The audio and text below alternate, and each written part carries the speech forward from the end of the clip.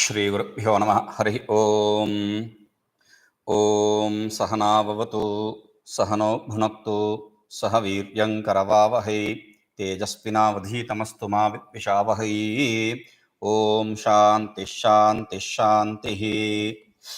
So we were doing Sanskrit and Vedanta on alternative days. So yesterday we did Vedanta, Vedanta Siddhanta Sara Sangraha text, and today in that order we have to do Sanskrit. So for some days I have stopped the Sanskrit class for some reason. See, there are not many takers for Sanskrit. Okay, and this text which I was doing is a little higher level text. And more than that, while doing Adi Lagu, I promised that we will probably see this Panchatantra etc. text. So, to keep up that promise, and since there are not many takers, if there is a person who is interested in learning Sanskrit, he will go to a person who knows Sanskrit probably, and he'll find someone and he will learn from him directly.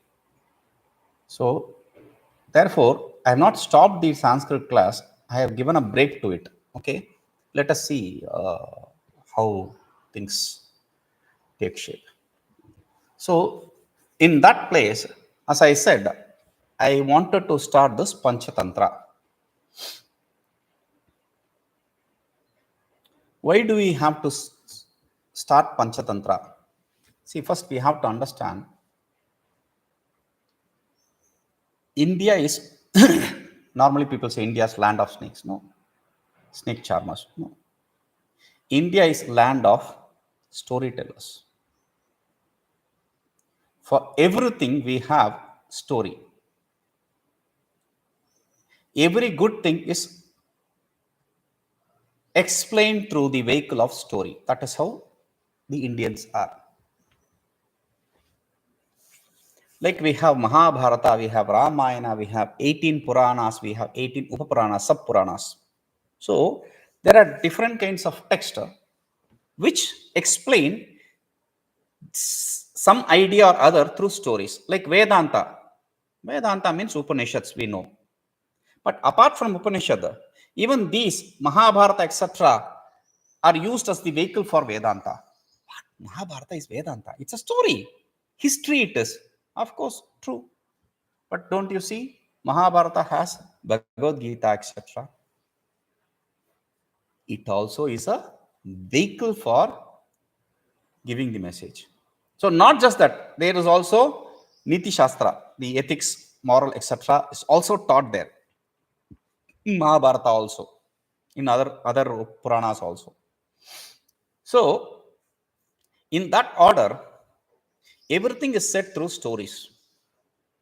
Panchatantra is one such text. In olden days, let us come to Panchatantra first. Pancha means Pancha, 5. Tantra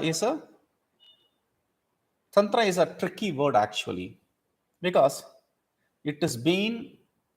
this is one word which is made so infamous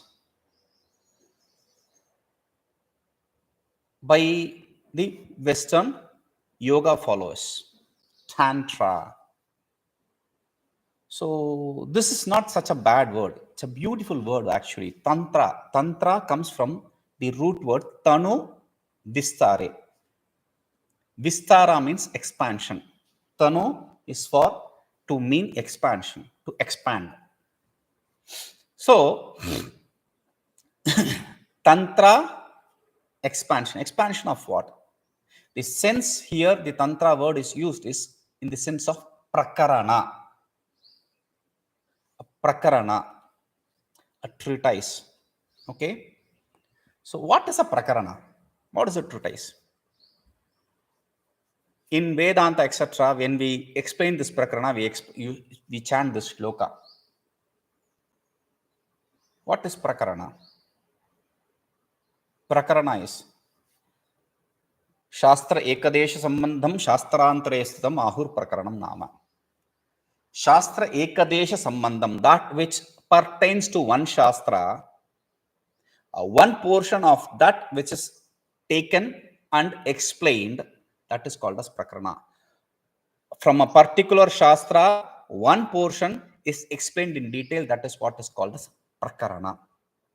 So we have 5 prakaranas like that. 5 different topics which are chosen and explained. This is to give you the knowledge of morality and ethics. The biggest problem is people have less moral and less ethics nowadays. See, these kind of stories, this is not something written by this. So who is the author of this text? Vishnu Sharma. Who is this Vishnu Sharma? No one knows. He has not written anything about himself. He is very clear. Let my message be there. I don't want to be there. So that is the idea many of these Indian authors had taken. That is the stand which many of these Indian authors had taken. That is why we don't have the tradition of having the history of people. No, writing the history, etc., is in different format, not in this format as the Westerners recorded. No. So Vishnu Sharma himself says, the author himself says in the text, that he has not written this text. Whatever text, whatever stories which were there during his time, he just collected and presented it in an order, and that is meddled with by people also. Some stories are meddled with their own interpretation of that story, and some places there are some new stories added according to the latest circumstances. That is how it is. Since it is not a written text, it is not in this format, it should be said. So you can do anything. That is why in olden days, these kind of moral things, these ethics and all, were taught by our grandmothers. That is why in Vedanta also, when I say something, I say this, there was a story told me by grandmother, etc. I say this. So for her grandmother, because then at that point of time, during then, there was no other entertainment. So in the evening, after food, they all sit around, and the grandmothers used to tell some story or other. That is why they were very strong in ethics and morality. And nowadays, the grandmothers are serial killers. What I mean by that is, they are all watching soap operas, serials, soap operas. They don't have time for their grandchildren. This is one side. 2, many of these grandmothers, nowadays grandmothers, they don't know any stories. Because their grandmothers, they didn't have any other entertainment. So their only entertainment was listening to these stories, different versions of these stories. But for these people, every time the same story. I am not going to stay here. I'll go out. Their attention span is, it is dwindling. The attention span is dwindling. So their attention span, the grandmother's attention span is very less. So they went for playing outside or doing something else instead of listening to the story. So the current grandmothers, they are not well equipped for saying these stories. In olden days, during my school time, I don't know now, during my school time, there was a class called moral studies. So all these are lost nowadays. So I thought, okay, let us start this, because this is a very beautiful text which is given through stories, different versions of stories, and different people discussing this story. So the actors in the story are different. The people who are part of the story are different in different stories. But this is a beautiful way to explain things, the morality and the ethics and the knowledge of political, being politically correct, etc. Okay, so I thought we'll start with this text. So I'm going to do this in two ways. One is, since it is to be also connected with the Sanskrit, I'm taking the Sanskrit original text and I'm going to translate word by word and explain things. Okay, in detail. That will be in detail. I will not be going into the Sanskrit of the word and what kind of word this is and what kind of samasa and that is. That I may not do. But I will be explaining each word and explaining the stories. This is one. Another playlist I will create after completion of each story. I'll explain that story part alone. Okay, so that is how I am planning to do this. Atha kathamukham. So pancha tantra means 5 tantras, 5 prakaranas, 5 topics, 5 chapters, and it is authored by this person called Vishnu Sharma. In some places it is represented as Vishnu Sharma. Babhayora Bheda, there is no problem. It's Vishnu Sharma actually. Okay. So why he explained this will be dealt with in the text itself.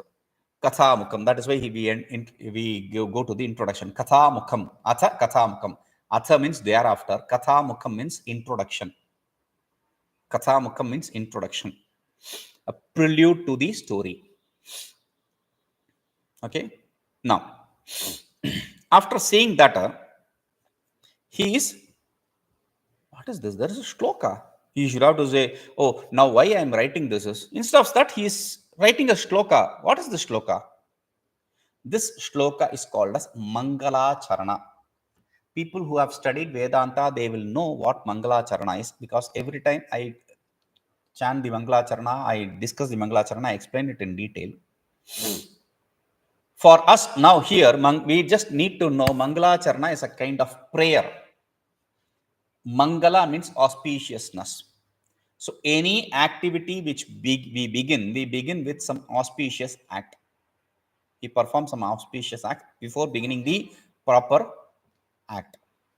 Like before entering the new house, before starting to reside in a new house, we do this puja called graha pravesha. Graha pravesha. Graha means house, pravesha means entering, housewarming.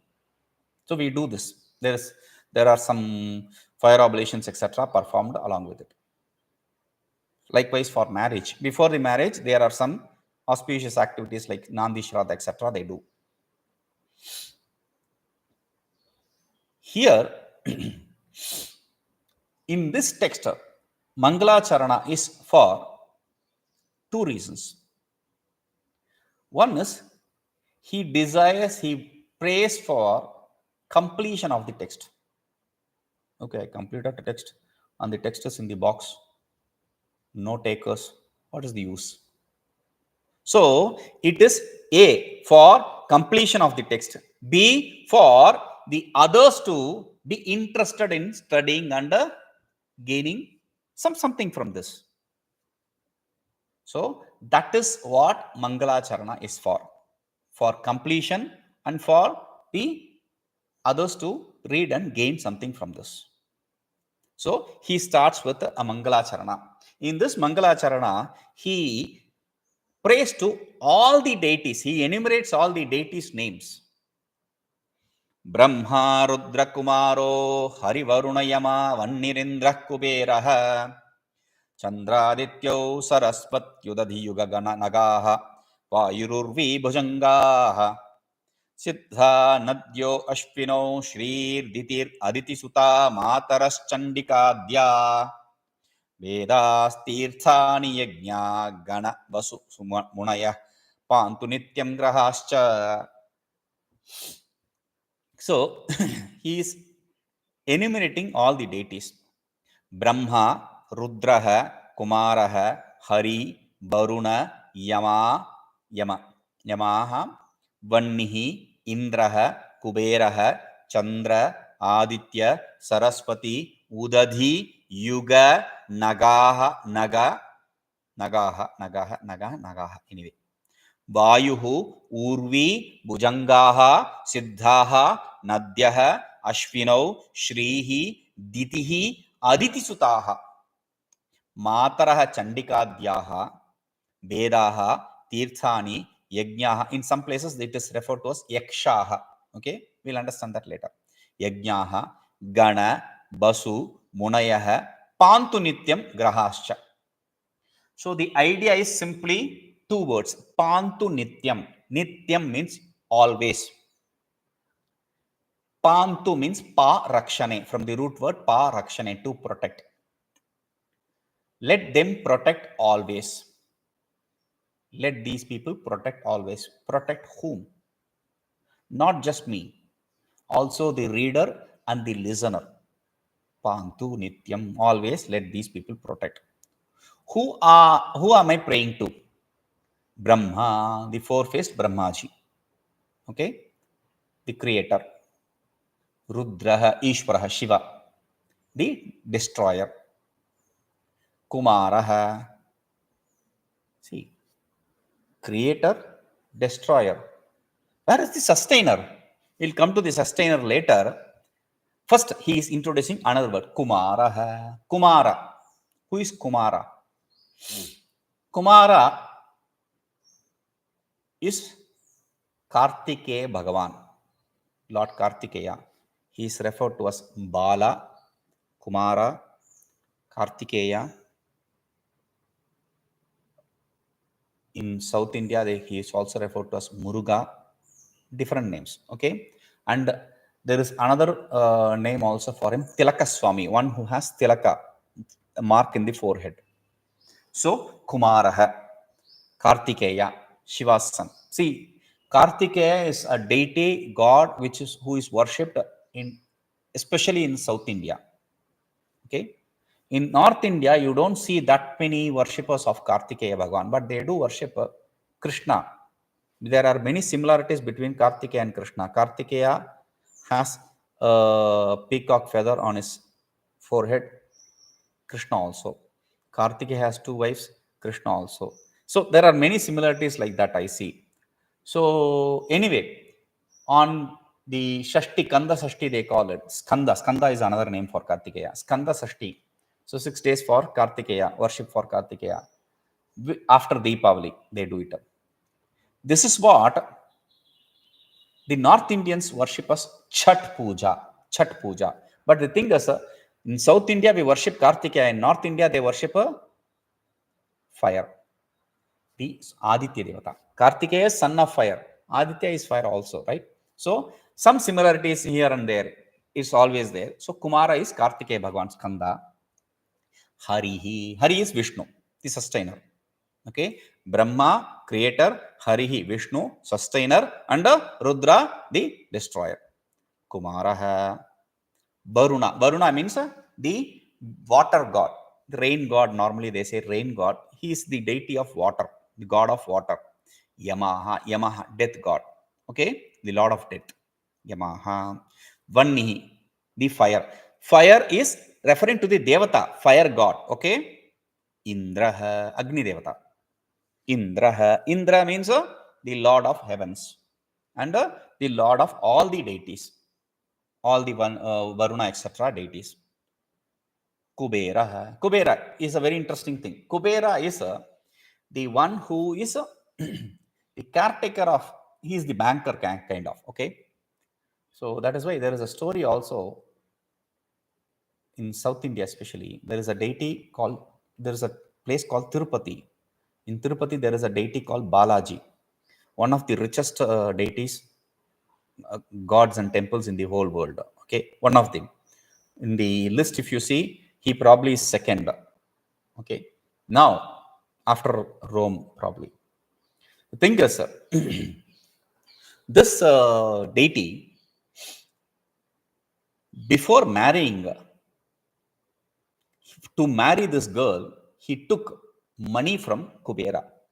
That is why they say he is in standing posture with hand like this.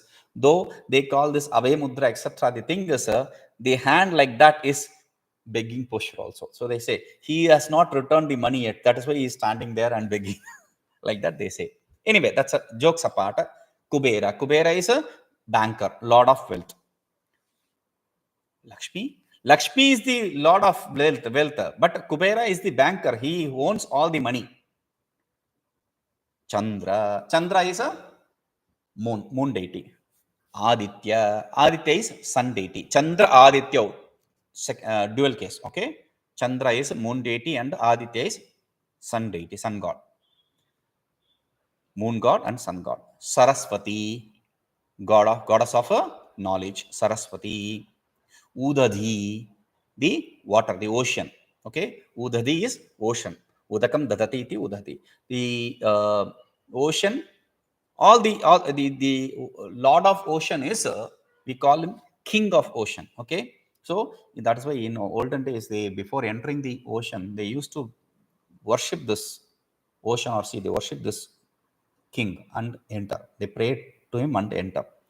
Udati. Yuga means the cycle of creation. Okay. In every cycle, there are 4 parts. One is the 4 parts are the whole cycle is called as a kalpa, and in each kalpa there is 4 cycles, which is called as yuga. So that is a Satya Yuga, Treta Yuga, Dwapara Yuga, and Kali Yuga. Repeats itself. Satya, Treta, Dwapara, Kali. Satya, Treta, Dwapara, Kali. Like that, it repeats itself. So these 4 yugas, the deities of that 4 yugas. Nagaha. Nagaha, it's a beautiful word. Nagaha. Nagacchati iti nagaha. That is how we have to interpret this. But first, naga means what? Mountains. Nagacchati means that which does not move. Why will people name that mountain as that which does not move? When did it move? Actually, to understand this, we have to see the stories. In Puranas, it is said that this mountains, they used to have wings and they used to fly from one place to another. And sometimes because of the heaviness, they just fall flat on the ground. And in that, they killed many people. So people prayed to the Lord who cut the wings of the mountains. So Nagaha. Because in India, everything, water, mountain, trees, everything is worshipped. So Nagaha, not just any the Himalayas and Meru, etc. Every mountain. Okay, Nagaha. Then Vayuhu, the wind god. Urvi means the earth, the god of earth, goddess of earth actually. So bhujaṅgāḥ. Bhujanga means a snake, the lord of snake, the different snakes, Vasuki, etc. Sarpa. See, there is a shloka on Kartikeya, which is a Bhujanga Stotra. Okay, so Bhujanga means Sarpa. Why will somebody name the shloka on some deity as Bhujanga? The meter itself is like a snake. It will go like that. So that is why they named it as Bhujanga Stotra. Okay, so Bhujaṅgāḥ. Then siddhā, the accomplished people. Okay, the one who has gained the knowledge of Ishvara, one who has had the vision of Ishvara. Nadyah, all the sacred rivers. Ashvinau. Ashvinau, actually, it is not nadyo'śvinau. Like earlier, candrādityau, that is dual case. Ashvinau here is dual case, but it is not in association with Nadi. Because Ashvinau is Ashvina kumāro. There are 2 people. Ashvini kumaras are 2 people. Okay, they are great doctors themselves. So Ashvinau. Shrihi. Shri refers to Lakshmi, the goddess of wealth. Saraswati refers to the goddess of knowledge.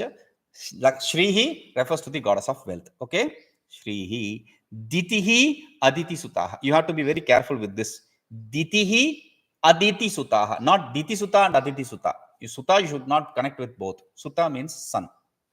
Okay, Diti is the lady and Aditi is another lady. These 2 are wives of this great rishi called Kashyapa. Okay, So we worship Diti and Aditi along with her sons. Aditi Sutā. Aditi along with sons. Why? Why not Diti's sons? Why is this partiality? There is no partiality. There is a reason for this. So Aditi's sons are the devatas, deities.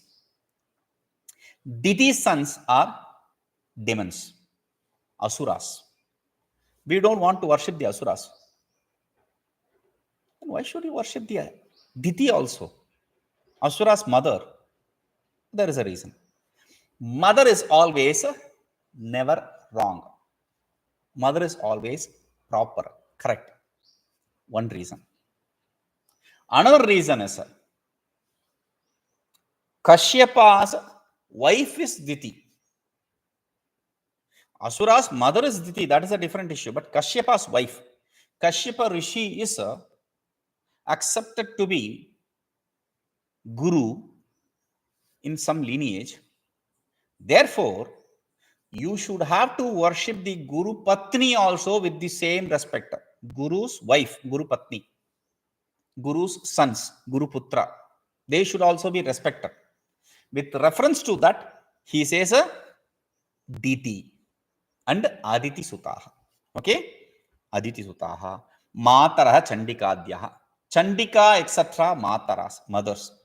So there are Sapta Matrukas. Actually, there are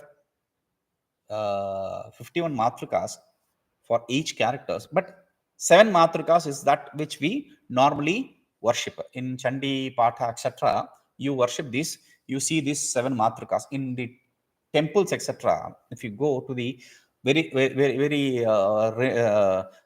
remote temples, you will have 5 bricks. 5 bricks.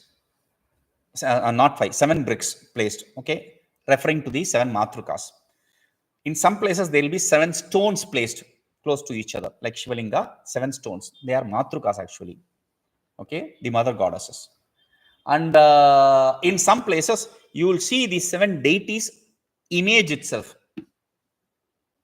Okay. So, these are the Matrukas.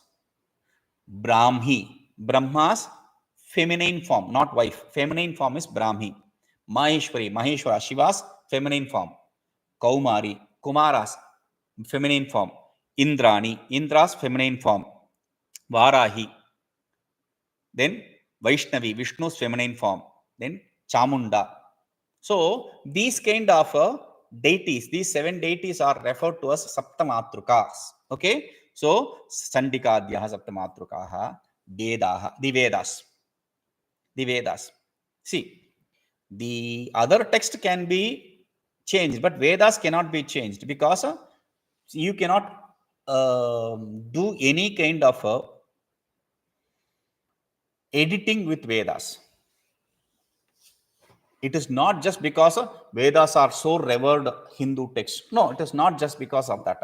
It is impossible to meddle with the Vedas. So with other texts, we can meddle with. We can add a character, we can remove a character, we can add something and negate something. We can add a line, we can add a story. Anything is possible with the other text, but not with Vedas.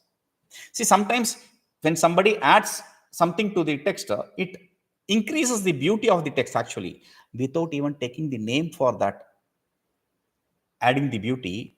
They were so selfless, they let Vishnu Sharma take the name. That is the greatness of people.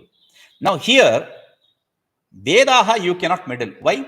Because the study of Vedas are kept in such a tight manner, you cannot meddle with the intonations, not even the characters, even the intonations you cannot meddle with. When you study the Vedas, first they teach Samhita Patha. Samhita Patha means the prose or poetry section as it is. Okay. Then we study in the same Veda, the same portion is studied in a different form called Padapatha.